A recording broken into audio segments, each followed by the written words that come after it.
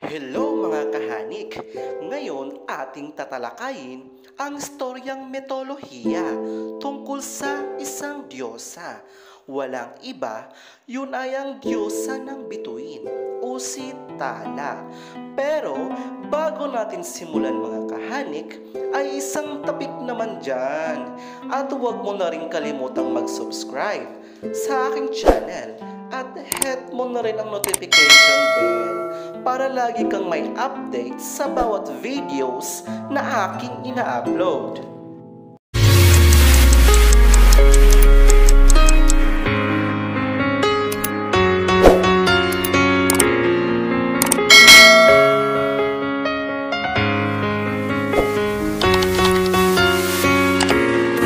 So ay na mga kahanik, atin nang simulan ang pinakataniyag na mitolohiya ng Tala o tinatawag nating bituin.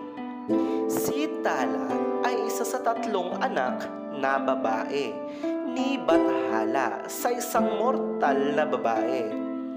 Kasama sa kanyang mga kapatid na babae, si Mayari, ang diyosa ng buwan, at si Hana naman, ang diyosa ng umaga.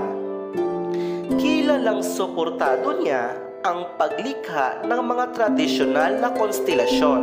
Gumamit si Tala ng mga light spears o orb upang maiikot ang mga kalalakihan sa kaligtasan sa gabi.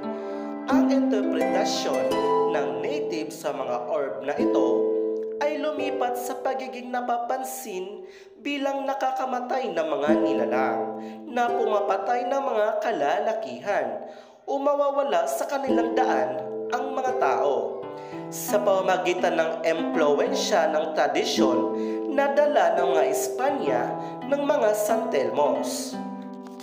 Sa isa pang mas modernong kwento, ang mga diyosa ay may parehong may malaking pamilya na mga bituin. Ngunit naniniwala si Buwan na ang kanyang mga bituin ay hindi makaligtas sa init ng araw. Pareho silang pumayag na sirain ang kanilang mga bituin habang nilamon ni araw ang kanya. Itinago naman ni Buwan ang kanya sa mga ulap kung saan paminsan-minsan lang silang lumalabas. Subalit, ang buwan ay sinubukang sirain siya. Ang mga eclipse ay pinaliliwanag ni araw na nakakuha ng sapat na kalapit upang kagatin siya sa madaling araw. Itinago ni Buwan ang mga bituin at inilabas lamang ito kapag sinabi ng kanyang panganay na anak na si Tala na ang araw ay napakalayo upang ituloy ang mga ito. Nagmula sa mitolohiyang ito ay ang salitang Tagalog na Tala na nangahulugang maliwanag na bituin. Sa mitolohiya ng Kapampangan, naroroon din ang isang Diyos na nangangalang Tala. Para sa mga Kapampangan, ang Tala ay ang maningning na bituin at ang napagsimula ng kultura ng basang bigas ng Pampanga.